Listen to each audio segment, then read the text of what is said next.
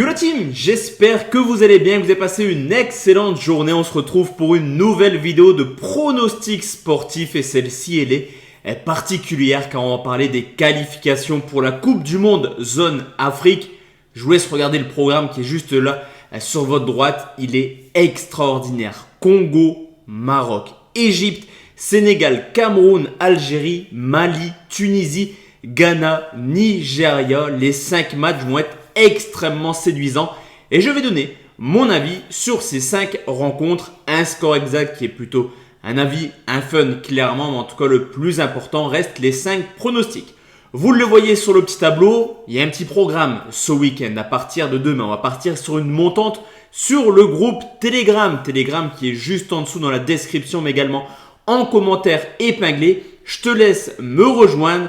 Clairement, tu télécharges l'application Telegram, tu cliques sur le lien et tu as directement accès aux pronostics ce week-end. Montante, j'ai déjà analysé pas mal de matchs et je pense que le x5 est largement réalisable. En tout cas, on va tester tout ça sur mon canal.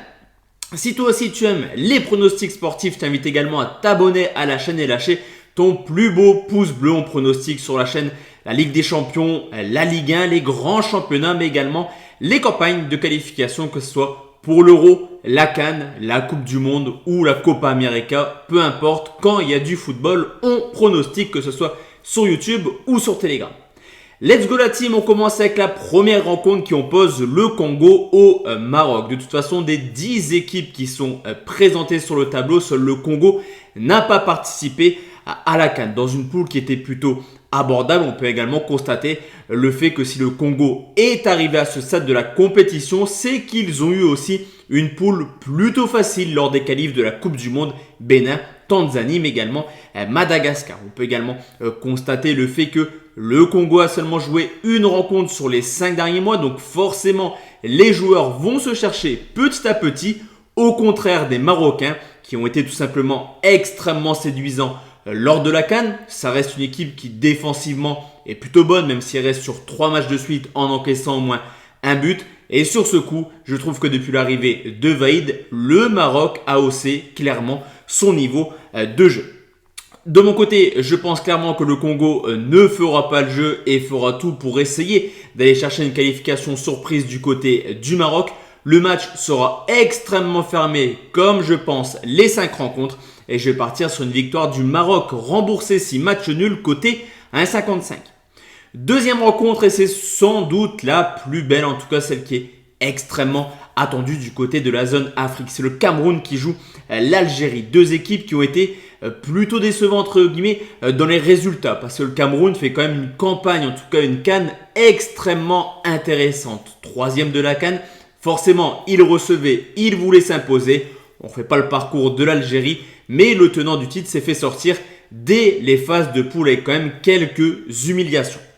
On peut constater une équipe du Cameroun qui marque pas mal de buts. 14 buts marqués dans cette compétition avec Toko Ekambi, mais également et surtout Aboubakar. De plus, l'arrivée de Rigobert Song fera que le Cameroun déploiera un jeu, encore une fois, assez offensif. Je vous l'ai dit, l'Algérie n'a pas été au top dans cette CAN, mais on le sait également. Avec Belmadi, il y a du beau football, du spectacle, mais également pas mal de buts. Le système offensif est plutôt plaisant des 2 équipes. Au contraire des autres rencontres, je vois un match plutôt ouvert entre le Cameroun et l'Algérie. De plus, historiquement, pour retrouver trace d'un 0-0 entre les 2 nations, il faut vraiment remonter il y a très longtemps. Le pronostic est plutôt valu, plus de 1,5 but côté 1,48. On enchaîne avec le Mali qui reçoit la Tunisie et clairement sur ce match, je pense qu'on va s'ennuyer. C'est un petit peu le remake là aussi de la CAN où le Mali s'est imposé sur le score de 1-0. Mais on a quand même 2 équipes extrêmement défensives qui ont du mal à marquer du but. En témoigne une stat plutôt inquiétante pour les 2 clubs. Sur les 10 dernières rencontres, seulement 3 fois le Mali a marqué au moins 2 buts. Idem du côté de la Tunisie, sur les 10 dernières rencontres, seulement 4 fois les Tunisiens ont marqué au moins 2 buts. Je pense que, comme lors du match de la CAN, la rencontre sera extrêmement fermée, en témoigne une cote plutôt risible, 1,30 pour le moins de 2,5 buts. Sur ce coup, je vois très peu de buts et un match nul et vierge à la fin du temps réglementaire, 0-0 forcément, mais le pronostic sur le nul mi-temps côté 1,74. On enchaîne la team avec l'Égypte qui reçoit le Sénégal. Et là, c'est également un remake de la CAN, mais c'est tout simplement le remake de la finale. Les Sénégalais qui s'étaient imposés au tir au but au Cameroun contre l'Égypte. Forcément, revanche également entre Momo Salah et Sadio Mané. On le sait depuis maintenant plusieurs années, l'Égypte est en forme dans la CAN, mais en Coupe du Monde, c'est un peu plus compliqué. Cependant, l'apport du public va forcément jouer pour les Égyptiens. Et même si le Sénégal a remporté la CAN, on les a vus monter en puissance petit à petit, mais sur l'ensemble de la compétition, c'était plutôt une équipe du Sénégal assez, je trouve, moyenne dans le jeu déployé. Là aussi, je pense que tout se jouera au match retour et que le Sénégal fera en sorte d'accrocher le match nul qui pourrait être une belle option pour s'imposer la semaine prochaine à domicile.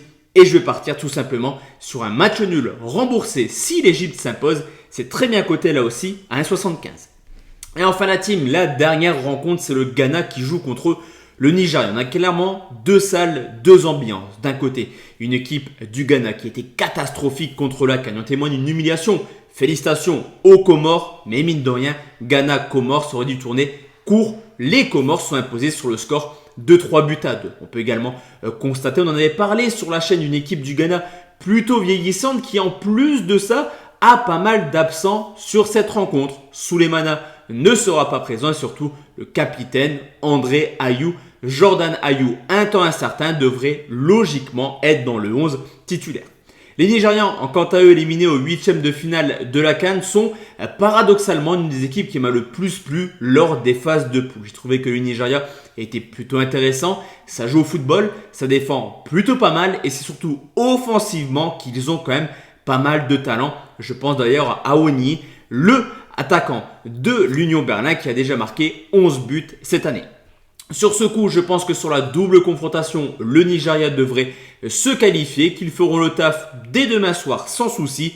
2-1 pour le Nigeria, mais le principal reste le pronostic sportif qui est tout simplement nul ou Nigeria côté 1,43.